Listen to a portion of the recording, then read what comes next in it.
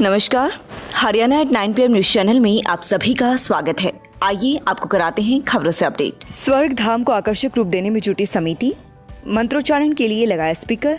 खरखुदा स्वर्ग धाम समिति द्वारा निर्णय लिया गया कि खरखुदा स्वर्ग धाम को चकाचक व आकर्षक रूप दिया जाएगा। इसके लिए समिति निरंतर काम कर रही है। समिति की तरफ से कांग्रेस घास को हटवा दिया है, आकर्षक पौधे लगाए जा रहे हैं। स्वर्ग धाम के मुख्य द्वार पर स्पीकर लगाए गए हैं ताकि गायत्री मंत्र पर अन्य मंत्रों की जाप यहां पर सुनाई दे। समिति द्वारा साप्ताहिक सफाई व मरम्मत अभियान चलाकर स्वर्ग धाम का नक्शा बदलने का प्रयास किया जा रहा है। उम्मीद है जल्द ही स्वर्ग धाम को आकर्षक रूप मिलेगा। समिति द्वारा अपनी जेब से लाखों रुपए की राशि एकत्रित करके खर्च कर रही है। समिति के इस तरह के अच्छे प्रयास के कारण आर्थिक रूप से भी सहयोग कर रहे हैं। इसी तरह से समिति के प्रयास चलते रहे तो खरखुदा का स्वर्ग धाम हाईटेक शहरों की तर्ज पर आकर्षक का केंद्र भी बन जाएगा। इस मौके पर ओमदत्त शर्मा, सुरेंद्र कौशिक, आजाद भौरिया, महेंद्र सिंह महार, विपुल दुआ, राजू मोहल्ला, सुरेंद्र कौशिक, प्रवीण सैनी, नरेंद्र सैनी ने भी रविवार को श्रमदान किया व बिखरे हुए पत्तों व ईंटों को उठाकर साइड किया। पूर्व मंत्री कृष्ण गहलावत के जन्मदिन पर हवन यज्ञ व त्रिवेणी लगाई। खरखुदा विधानसभा से विधायक रही पूर्व मंत्री कृष्ण गहलावत ने खरखुदा कन्या महाविद्यालय को एडेड कराने में विशेष भूमिका निभाई थी। रविवार को उनका जन्मदिन था। उनके कार्यकर्ताओं ने उनके जन्मदिन पर उनकी अधिक आयु व स्वास्थ्य की कामना करते हुए हवन यज्ञ किया। इस मौके पर उन्होंने त्रिवेणी भी लगाई। इस अवसर पर मोनू सिलाना, शिवरतन, जोगेंद्र व अन्य कार्यकर्ताओं ने इस हवन यज्ञ की आहुति डाली। उन्होंने कामना की कि भगवान उनका स्वास्थ्य हमेशा स्वस्थ रखे। पूर्व मंत्री कृष्णा गहलावत का भी हमेशा से उद्देश्य रहा है कि पर्यावरण संरक्षण व वायुमंडल को स्वच्छ बनाए रखने के लिए हमें समय समय पर प्रयास करते रहना चाहिए।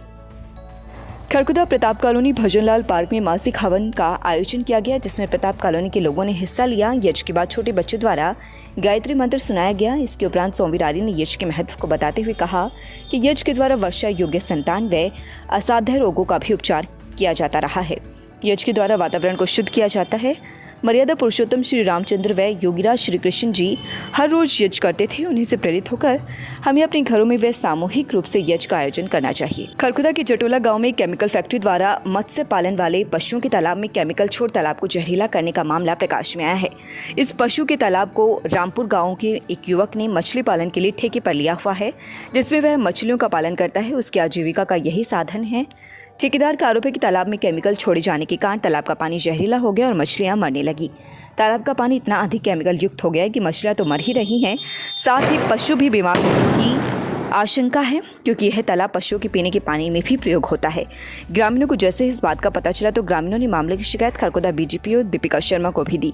उन्होंने कहा कि मामले की पूरी जांच करवाई जाएगी और जो भी इस मामले में दोषी होगा उनके खिलाफ कानूनी कार्यवाही भी की जाएगी। उन्होंने साथ ही ग्राम सचिव व अन्य अधिकारियों को जाँच के निर्देश भी दिए। उधर दूसरी तरफ मामले की शिकायत 112 नंबर पर कॉल करके पुलिस को भी दी गई है। उधर मत्स्य पालन विभाग को इस बारे में भी सूचित किया गया है। मत्स्य पालन विभाग के अधिकारियों की टीम मौके पर पहुंची और मरी हुई मछलियों के सैंपल लिए गए हैं, जिससे पता चलेगा कि मछलियों की मौत का वास्तविक कारण क्या है और उसी आधार पर आगामी कार्यवाही की जाएगी। मछली ठेकेदार हरिचंद, ग्रामीण प्रवीण राणा, रवि, टोनी, मोनू का कहना है कि जैसे उन्हें पता चला कि मछलियां मर रही हैं तो उन्होंने तत्काल कार्यवाही करते हुए सभी ग्रामीणों को सूचित किया कि वह पशुओं को यहाँ पर पानी पीने के लिए ना लेकर आएं।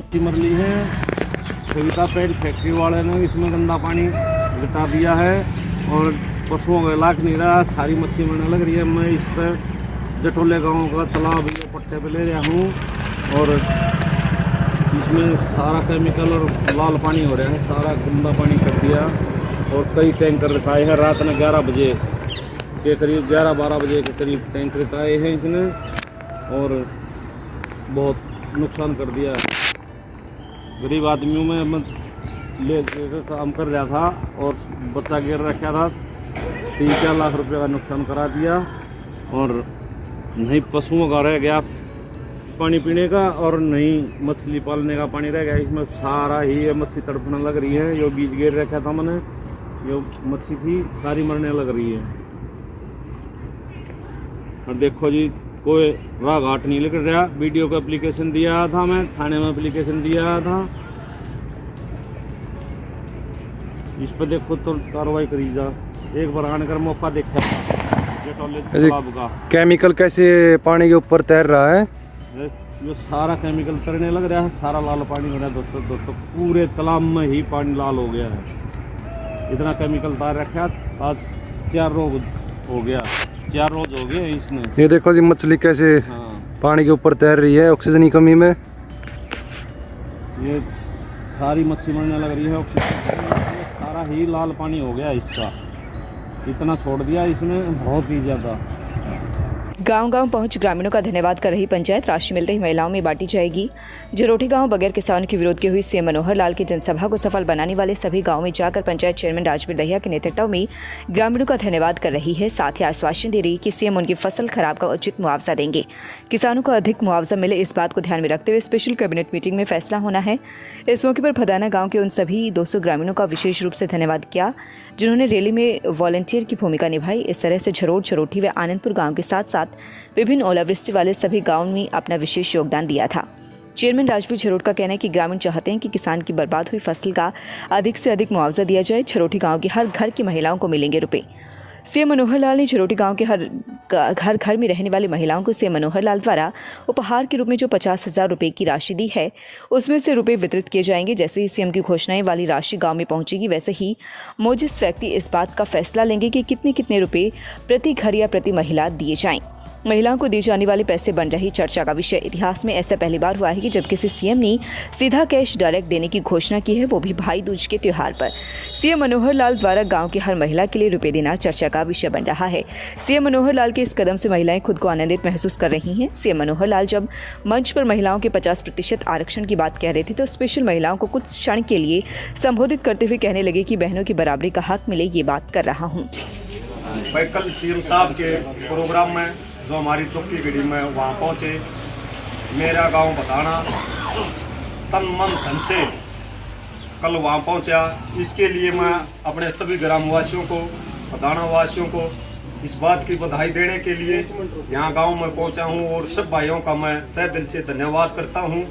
और एक भाइयों ने समस्या रखी कि भाई ड्रेन में कोई बम्बा दब रहा है, उससे हमारी जो पानी की निकासी है उसमें अड़चने आ रही हैं। तो मैंने अभी अधिकारियों को टेलीफोन करके वो सूचित कर दिया गया है, कल वो बम्बा भी निकलवा दिया जाएगा और जो खेतों में पानी खड़ा है इसकी जो निकासी है वो सुचारू रूप से कल चालू हो जाएगी। और मैं फिर आप सबका तहे दिल से धन्यवाद करता हूं कि आप लोगों ने कल ये जो कार्यक्रम था उसको सफल बनाया और सबसे ज़्यादा योगदान मेरे गांव बधाना का रहा। आप सब लोगों का हाथ जोड़कर धन्यवाद करता हूं। जय हिंद, जय भारत। सोनीपत की बहू पूनम दलाल दहिया की पुस्तक का सीएम ने किया विमोचन।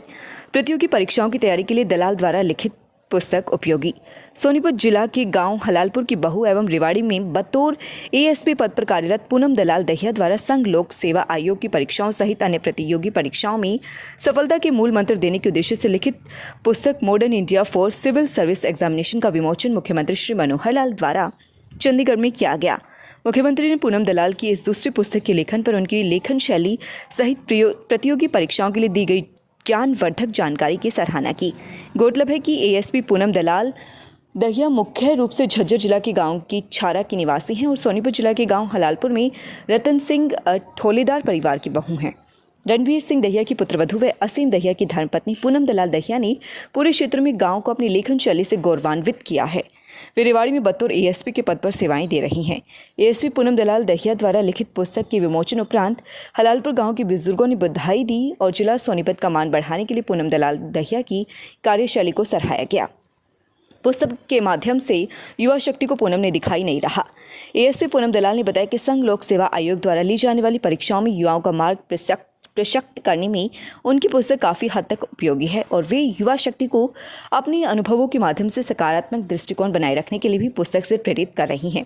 कुशल मार्गदर्शन के साथ नई राह दिखाने में पूनम दलाल पूरी सजगता के साथ कार्य कर रही हैं। उन्होंने बताया कि इससे पहले उन्होंने प्रतियोगी परीक्षाओं के मद्देनज़र एंशिएंट एंड मेडिएवल इंडिया पुस्तक का प्रकाशन भी हो चुका है। उन्होंने बताया कि बतौर प्राइमरी टीचर उन्होंने अपने करियर की शुरुआत की और उसके बाद निरंतर अध्ययन जारी रखते हुए प्रतियोगी परीक्षाओं की तैयारी करते हुए एक के बाद एक एसबीआई में पीओ, आयकर अधिकारी के साथ ही हरियाणा पुलिस में डीएसपी के पद की जिम्मेदारी संभाली। इस दौरान उन्होंने यूपीएससी की परीक्षाओं पर भी फोकस रखा और नित नए अनुभव के साथ युवा शक्ति को सकारात्मक ढंग से सीखने व सिखाने के लिए पुस्तक लेखन के विचार को अपनाया। डीएसपी से एएसपी के पद पर पदोन्नत वे रेवाड़ी में अपना दायित्व निभा रही हैं। उन्होंने बताया कि अपनी तैयारी के अनुभव को उन्होंने अपनी दोनों पुस्तकों में समाहित किया और लेखन कार्य करते हुए प्रतियोगी परीक्षाओं के लिए संग्रह तैयार कर प्रकाशन करवाया। उन्होंने कहा कि मन में दृढ़ निश्चय के साथ लक्ष्य प्राप्ति का हौसला हो तो बड़े से बड़ा मुकाम सजगता से हासिल किया जा सकता है। उन्होंने कहा कि उन्हें अपने ससुराल पक्ष से पूरा सहयोग मिला और परिजन उन्हें नियमित प्रोत्साहन देते रहे हैं। मैं आपको एक बात और बताना चाहूँगा। एफटेक पिछले 20 साल से खरखोदा में काम कर रहा है और इसका मुख्य उद्देश्य यही रहा है कि ग्रामीण परिवेश के बच्चे और जो कमज़ोर और मध्यम वर्ग के बच्चे हैं उनको कुछ न कुछ ऐसी सुविधाएं दी जाएं जिससे वो आगे आकर अपने भविष्य को सुधार सके।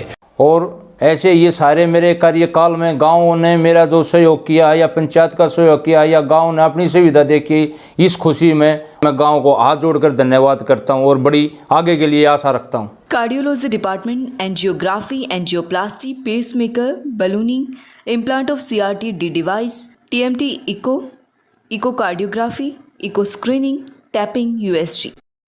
Consult doctor Anurag Arora, tulip hospital, Sonipat. लगातार खबरों से अपडेट रहने के लिए चैनल को सब्सक्राइब जरूर करें। समाचार व विज्ञापन के लिए नीचे दिए गए नंबरों पर संपर्क करें। धन्यवाद।